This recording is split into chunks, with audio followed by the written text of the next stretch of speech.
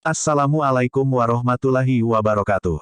Pada kesempatan kali ini, kita akan sedikit mengupas, apa Allah itu. Tidak ada tafsirnya. Apa itu Allah? Dirinya alam. Siapa itu Allah? Satu Maharuang dan semesta alam. Bagaimana Allah itu? Meliputi alam dunia dan akhirat. Berikut ulasannya, dengarkan sampai akhir sehingga tidak gagal faham.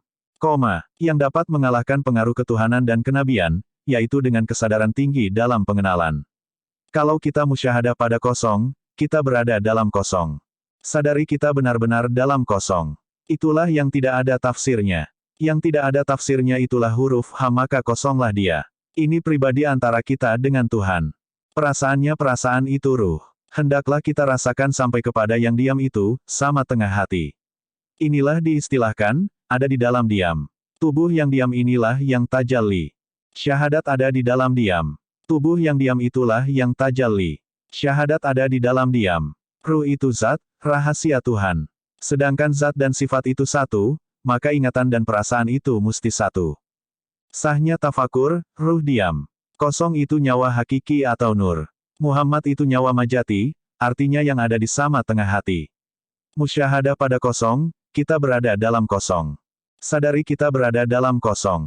Itulah huruf H yang tidak ada tafsirnya. Jadi, huruf H ini tidak diucapkan dengan huruf atau dengan suara, tidak dibunyi-bunyikan. Cukup disadari kita berada dalam kosong.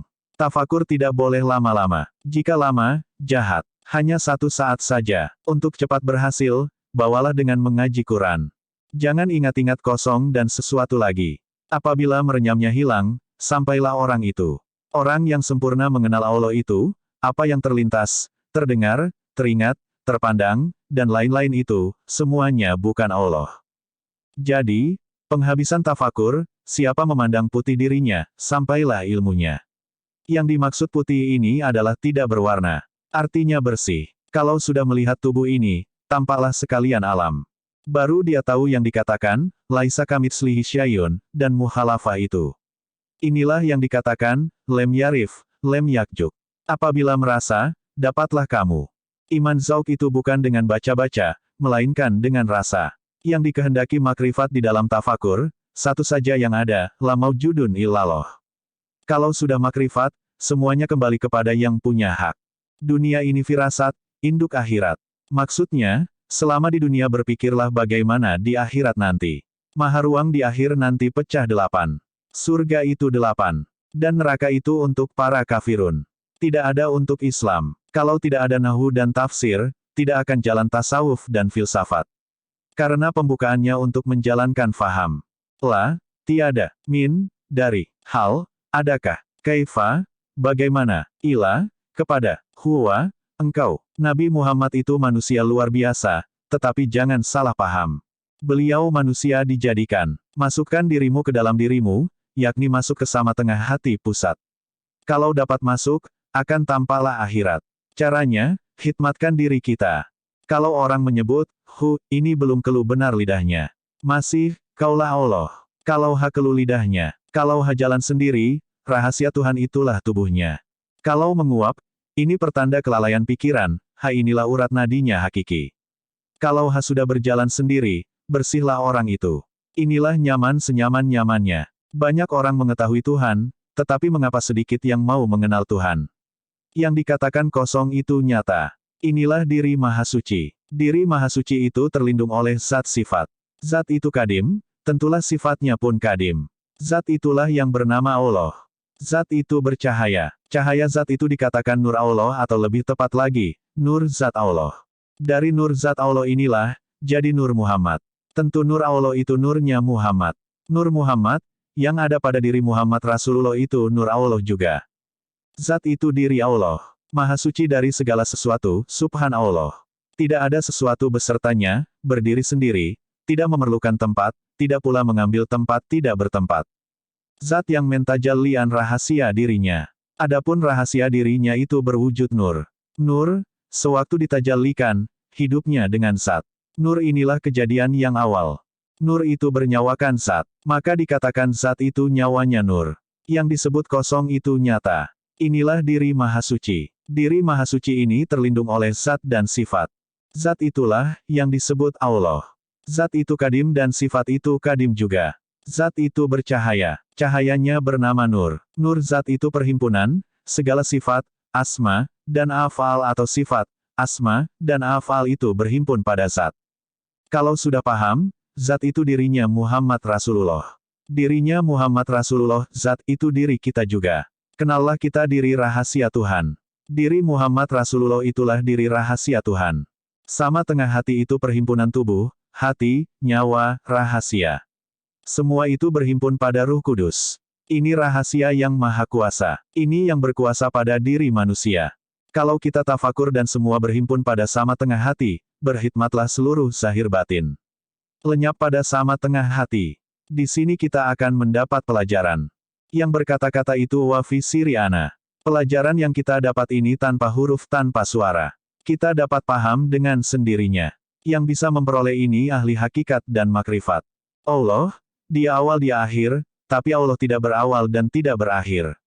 Siapa yang dilihat oleh kamu? Jalan ini mesti dipelajari. Tidak dapat jalan ini, konyol segala pendapat di dunia. Karena supaya tetaplah yang disembah dengan yang menyembah. Ketahuilah yang ada pada diri kita dan pada sekalian alam sejagat raya ini hanya keadaan Tuhan yang berlaku dan kekal dengan sendirinya. Tetapkan pandangan kita hanya zat Allah yang ada dan sifat Allah yang ada hingga lenyap karam pada sifat Allah dan zat Allah. Jasad dengan ruhani sudah satu. Ruhani pun dengan nurani sudah satu, dan nurani pun satu dengan Rabani, Rabani kekal dengan Rabul Izzati. Dan kita syahadat saja menyaksikan, Islamlah kamu.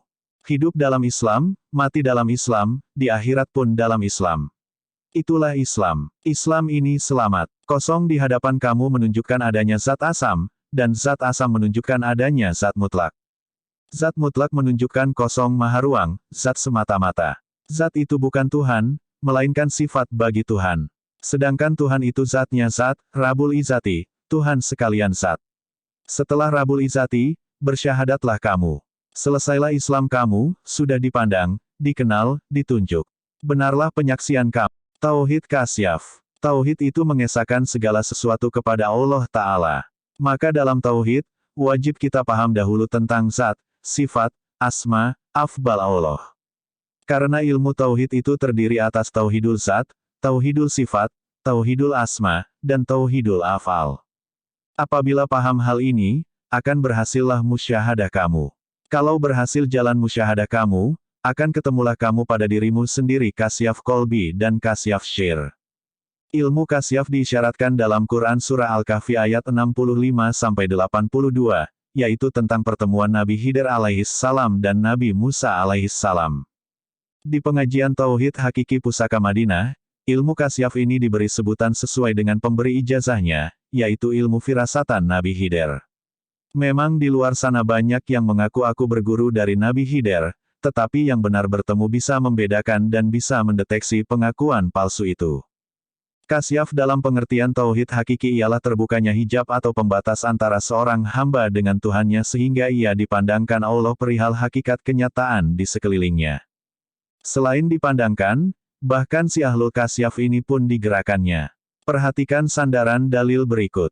Siapa yang memusuhi waliku, maka aku umumkan perang kepadanya. Dan hambaku tidak bisa mendekatkan diri kepadaku dengan sesuatu yang lebih aku cintai daripada yang telah aku wajibkan. Jika hambaku terus-menerus mendekatkan diri kepadaku dengan amalan kebaikan, maka aku mencintai dia. Jika aku sudah mencintainya, maka akulah pendengarannya yang ia jadikan untuk mendengar, dan pandangannya yang ia jadikan untuk memandang, dan tangannya yang ia jadikan untuk memukul, dan kakinya yang dijadikannya untuk berjalan. Jikalau ia memintaku, pasti kuberi, dan jika meminta perlindungan kepadaku, pasti kulindungi. Dan aku tidak ragu untuk melakukan sesuatu yang aku menjadi pelakunya sendiri sebagaimana keragu-raguanku untuk mencabut nyawa seorang mukmin yang ia khawatir terhadap kematian itu, dan aku sendiri khawatir ia merasakan kepedihan sakitnya. Hadis riwayat Bukhari 6021. Masih sulit memahaminya. Baiklah, cermati perumpamaan, analogi, berikut ini. Ahlul kasyaf ialah orang-orang yang hatinya bersih sebening air paling bening karena ia selalu menjaga agar hatinya tidak bersangka-sangka terhadap apapun, kepada siapapun. Surah Al-Hujurat ayat ke-12. Yang artinya begini. Hai orang-orang yang beriman, jauhilah kebanyakan dari prasangka, sesungguhnya sebagian prasangka itu adalah dosa. Kolbun mukmin baitullah, hati orang mukmin itu istana Allah. Hadis riwayat Abu Dawud. Nah, kalau hati kita tidak bersangka-sangka, maka ia laksana air bening yang tembus-menembus. Perhatikanlah air bening dalam gelas, saking beningnya air dalam gelas, ia tidak menghalangi langit biru, tipisnya awan, bersitan cahaya matahari, bahkan dahan pohon kelapa di belakangnya. Itulah yang disebut pandangan tembus-menembus. Seperti itulah para arif billah menjadi cermin yang memantulkan keaslian orang-orang di sekitarnya. Bukan karena arif billah tersebut mencari-mencari tahu pakai nafsu, seperti cara para dukun ahli terawang dan ahli ngimpleng yang dibodohi informasi palsu dari jin itu, melainkan ia diberitahu Allah langsung melalui sir hatinya. Diberitahu oleh Allah secara langsung. Memang bisa, sangat bisa, tentu saja bisa, karena ada 4 jenis bisikan dalam hati. Diberitahu oleh Allah secara langsung itu seperti apa hal keadaannya. Perhatikan gambar berikut sebagai itibar analogi, untuk memudahkan paham. Diam adalah ibadah tingkat tinggi. Hadis riwayat Ad-Dailami. Air tergenang yang diam ketika tertetesi, niscaya si air tersebut akan menerima gelombang ke sekujur jasad airnya. Betul, kan?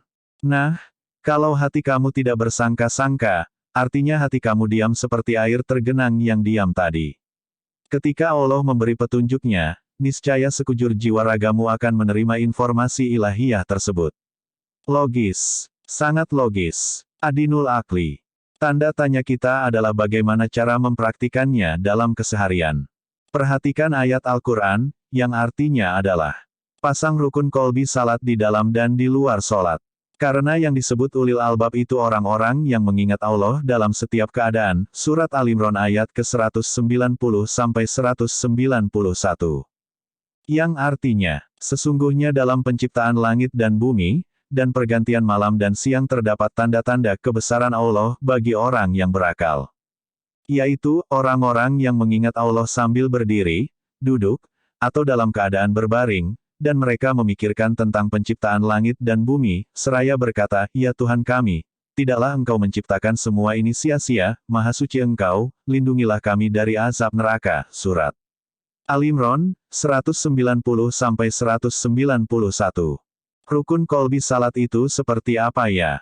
Pembuktian nyata, mu petik terbalik anaya, ilmu kasyaf di keseharian. Kalau hatimu senantiasa berkekalan pada Allah dengan mengamalkan rukun kolbi salat di keseharian, niscaya kamu laksana cermin yang memantulkan keaslian orang-orang di sekitarmu. Allah akan tunjukkan padamu siapa di antara kawan-kawanmu yang benar-benar ikhlas dan mana yang munafik paling culas, mana yang benar-benar amanah dan mana yang pengkhianat paling samar. Allah menunjukkannya padamu melalui diri-diri mereka sendiri. Rang-rang yang gerak-geriknya atas dorongan nafsu akan senantiasa gelisah dan tidak nyaman berada di dekatmu dan cepat atau lambat mereka tidak akan tahan menyembunyikan keaslian dirinya sendiri terhadapmu. Bisa melalui kebohongan dan fitnah yang terbongkar. Bisa juga melalui tindakan-tindakan bodohnya yang hina memalukan terhadapmu. Bisa juga melalui dalih-dalih dalam lisan santun dan gerak-gerik sopan pada bahasa tubuhnya yang palsu. Akhlakul karimah kelas kosmetik belaka. Bagaimana jika sesama ahlul kasyaf berjumpa? Disitulah nikmat ukhuwah Islamiyah dengan akhlakul karimah yang asli terjadi dan dirayakan. Dalam situasi apapun, seorang arif billah tidak menderita kerugian sama sekali sebab dirinya sudah tertempa dengan mental alhamdulillah ala kulli hal alias nothing tulus. Semakin bersyukurlah ia kepada Allah dihindarkan dari pergaulan dengan manusia-manusia di bawah standar seperti tadi, yaitu manusia-manusia yang penuh kepalsuan, durhaka, pengkhianat, pendendam, dan pendengki, sebagaimana diisyaratkan sebaliknya dari hadis berikut ini. Ya Rasulullah, siapakah orang yang terbaik itu? Maka beliau menjawab, yaitu orang mukmin yang bersih hatinya. Maka ditanyakan lagi, apakah artinya orang yang bersih hatinya itu wahai Rasulullah? Beliau lalu menjawab, ialah orang yang takwa, bersih tidak ada kepalsuan padanya, tidak ada kedurhakaan, pengkhianatan, dendam dan kedengkian. Hadis riwayat Ibnu Majah. Ketika semua itu terbongkar sendiri, disitulah si ahlul kasyaf sangat layak dan berhak merendahkan manusia-manusia receh itu sesuai dengan keperluan situasinya. Kalau Allah sudah berkehendak menghinakan seseorang, siapa yang sanggup menahannya? Tauhid rasa. Semua manusia memakai pakaian. Coba saudara-saudara lihat semua pakaian kita. Coba lihat, ada apa di dalam kain kita itu? Jangan tertawa dulu, saudara-saudara. Yang saya tanya ada apa di dalam pakaian saudara, bukan yang di balik pakaian saudara-saudara. Tentulah dalam pakaian saudara itu ada kain, benang, dan kapas. Kain ini dinamai bermacam-macam, baju, kemeja, celana, sarung, kerudung, jaket, selendang, dan lain-lain. Tetap yang dinamai bermacam-macam itu kain juga, di dalamnya tetap ada benang dan kapas. Dari semua itu, tentu kapaslah yang terdahulu. Kapas dipilin menjadi benang, benang ditenun menjadi kain. Dari kapas barulah benang, setelah benang sahirlah kain. Walaupun sudah menjadi kain, tetap di dalamnya benang dan kapas. Begitu juga diri kita yang kelihatan ini adalah jasmani. Di dalamnya ada ruhani, ada nurani, ada rabani. Jangan kita lupa isi di dalam ini. Apapun yang kita kerjakan, dahululan yang di dalam, barulah keluar. Jadi kita ini dari dalam keluar, bukan dari luar ke dalam. Contoh, kita melihat. Kalau kita dahulukan mata yang melihat, atau kita dahulukan merasa mata yang melihat, seperti ini dari luar ke dalam. Cobalah dari dalam dulu. Dari Allah, minallahi, dengan Allah, bilahi. Pandangan kita dari Allah. Yang dari Allah dengan siapa?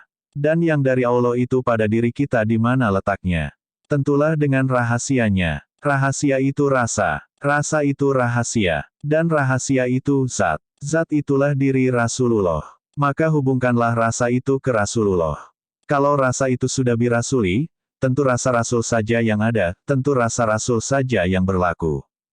Kalau kita melihat mendahulukan main ke dalam, tidak ada keraguan lagi mengatakan birosuli yang memandang atau melihat. Setiap biosuli, tentu lillahi. Setiap lillahi ta'ala, musti billahi ta'ala. Kalau tidak billahi ta'ala, itu kemauan kita atau kemauan makhluk. Kemauan itu nafsu. Setiap ingin itu nafsu. Kalau seseorang beribadah mengikuti nafsu, tidaklah dia beribadah. Nafsunya yang beribadah. Waktu kita takbir lalu membaca bacaan salat, dapatlah merasakan siapa yang beribadah. Ketahui dahulu yang ada di dalam diri. Rasakan yang berkata-kata itu ada di sama tengah hati. Yang di sama tengah hati itulah Rasulullah, rahasianya Tuhan, zat mutlak. Untuk apa kita mau kalah dengan orang yang tidak merasakan? Kita bisa melihat ini itu, siapa yang merasakan kalau bukan yang di sama tengah hati? Saudara-saudara tidak usah malu atau merasa rendah diri dengan orang yang hanya sebatas akal saja keyakinannya. Karena keyakinan kita dalam tauhid hakiki ini bukan lagi keyakinan akliyah, melainkan keyakinan kita sudah dengan keyakinan rasa. Keyakinan kita bukan lagi dengan keyakinan, bil ilmi, melainkan dengan keyakinan, bizuk, benar-benar dirasakan. Secara bil ilmi, bintang, bulan, dan matahari bisa diukur. Akan tetapi dalam kenyataannya, adakah yang pernah tidur di bulan, menggenggam bintang-bintang, dan menepuk-tepuk matahari seperti menepuk kepala kucing? Contoh nyata, saudara sudah merasakan gula itu manis, garam itu asin, kopi itu pahit. Kalau sudah merasakan rasa gula, garam, dan kopi, untuk apa lagi memikir-mikirkan manis, asin, dan pahit lagi? Tidak perlu kita memikir-mikirkan manis, asin, dan pahit lagi sebab sudah dirasakan. Sudah merasa, maka tahulah zat gula itu manis, zat garam itu asin, zat kopi itu pahit. Itulah makanya la tafakaru fi zatihi, jangan kau pikirkan zatku. Sudah tahu zat gula dan merasakan zat gula, untuk apa dipikir-pikir lagi zat itu? Bukankah sudah merasakan? Kita sudah tahu, rasa itu rahasia dan rahasia itu zat. Rasakan kita sudah di dalam tubuh kosong, maha ruang. Inilah yang dikatakan Zahiru Rabi. Inilah tubuh Allah yang ada di sama tengah hati. Dari sama tengah hati inilah timbulnya pergerakan pada jasad ini, melihat, mendengar, berbicara, bekerja, dan lain-lain. Rasakanlah mulai dari sini, sama tengah hati. Hubungkan rasa kita ke sama tengah hati. Jadi tawadu kita harus pada diri Allah yang ini. Tawadu selain Allah, syirik. Kita menyebut, aku, hendaklah merasakan, aku-nya yang di sama tengah hati. Yang di sama tengah hati itu diri Allah atau diri wa fi anfusikum afala tubsirun, Surat As-Zariyat, 21. Diri wa fi anfusikum afala tubsirun ini biasa disebut rahasia diri Tuhan, itulah diri Rasulullah. Kita menyebut, aku, kalau merasakan, aku-nya jasad atau nafsu, syirik. Ingat, nafsu anania ini yang selalu menghijab kita dari Tuhan. Nafsu anania ini nafsu keakuan. Kita salat. Salat ini sunnah Rasulullah. Yang salat itu Rasulullah, jasad kita ini melakukan sunnahnya saja. Di Quran disebutkan umat itu musti atiullah wa atiu Rasul, taat pada Allah dan Rasulnya. Yang disebut umat itu banyak.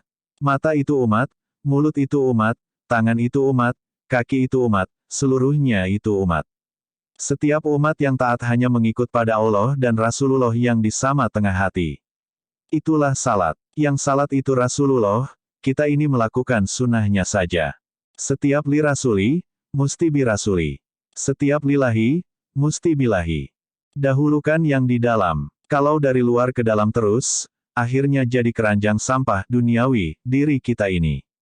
Supaya tidak jadi keranjang sampah, hendaklah dari dalam keluar. Jangan lupa dengan isi di dalam kain itu. Jangan lupa isi di dalam baju dan celana. Bukan isi dalam celana itu burung tekukur ya, saudara-saudara. Kalau masih kita yang ingin takbir, ingin membaca bacaan salat, ingat, keinginan itu nafsu, setiap ingin itu nafsu. Buang saja segala ingin-ingin itu.